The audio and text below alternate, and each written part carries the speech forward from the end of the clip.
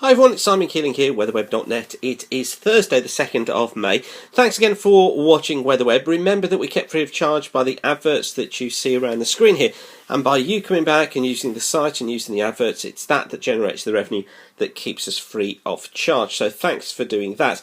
I know you get fed up at me mentioning it, but there are people watching every day who haven't watched before. So just to remind them. Now, thanks so much for your rainfall figures that you've been sending in during the last 24 hours. This is your rainfall observations made during April. You've been sending them to me by email and also twittering them to me at Weather School, or you can always email them to me at simon@weatherweb.net. What's interesting is that we've got rainfall totals near or around normal kind of for most of the southern and western coasts of the country. Just look how much wetter though western Scotland, southern parts of Scotland were, as well as northern parts of Ireland. But the main emphasis for the dry weather is through this region, through the Midlands and through northern parts of England, with well below normal rainfall there. Talking to somebody who looks after the gallops of a racing stables in East Anglia this morning, and they were telling me that they are desperate for rain at the moment. Doesn't want to say it too late, obviously, because it almost doesn't know when to stop when it starts, does it? But starting to get pretty desperate now, and I know those of you who farm are starting to get a little bit jumpy for some rainfall as well. But I'm afraid there's not that much on the way. This is the total rainfall for the next 5 days. This takes us through to the 7th of May. Again, you see most of it northern and western parts of Scotland. Very little further south. We're looking generally in terms of 2 to 5 millimetres across much of England and Wales.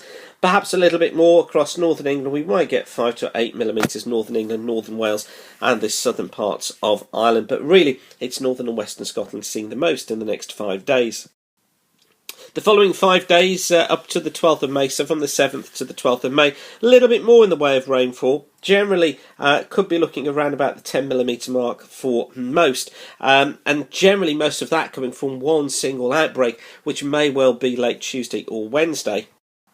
And then after that, indications are high pressure tries to get back in. So this is the day 11 to 15 rainfall, the 5-day spell up to the 17th of May. And again, you can see most places at 2 to 5 millimetres. And I think, to be honest, struggling to even see that. Yes, western Scotland, western parts of Ireland may see a little bit more here. But generally, I think very, very little on the way. So sorry, can't give you some comfort there if you're looking for rainfall. Now, the GFS ensemble graph does show this rise in temperatures taking place into the middle part of next week. Now, by Tuesday, Wednesday next week, we could be looking at 23 degrees Celsius across parts of the south and east. Cooler, though, out towards the west. I think, though, what we'll find is that there will be a fall in temperatures quite sharply after that. So as we head into next weekend and into the following week, temperatures will come off to nearer normal values, according to the GFS ensemble. Never much rainfall around either, as we've just seen. Now, not everywhere is going to be warm. This is the temperature chart for Glasgow, and you can see how Glasgow has much flatter temperatures. Yes, they become milder into the middle part of next week, but then the temperature's falling off again, so much more cooler conditions.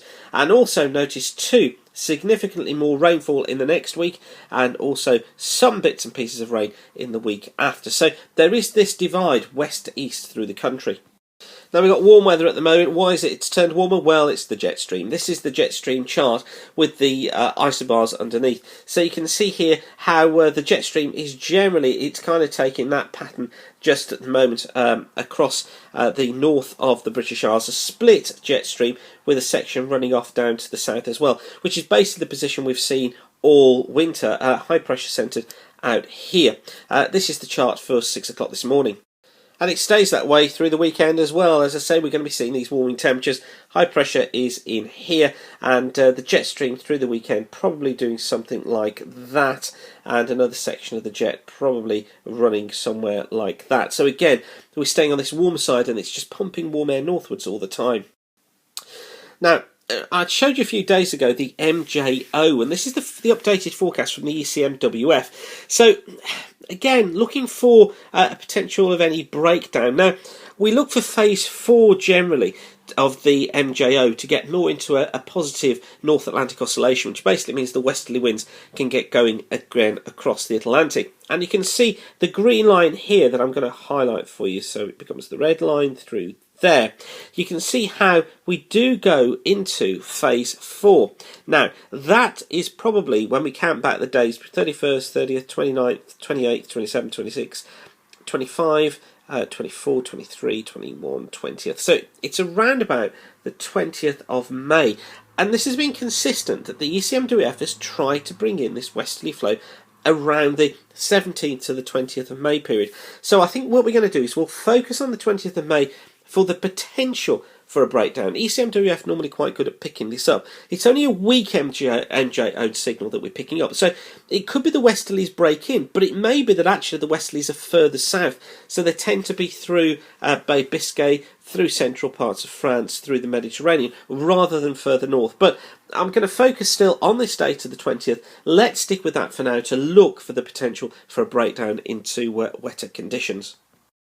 For now though, thanks again for watching weatherweb.net. I hope that's been useful for you. Remember, we kept free of charge by the adverts you see around the screen here. By you coming back and using the site is what keeps us free of charge. So whatever you're doing, have a great day and thanks for watching. Keep the sun shining and bye for now.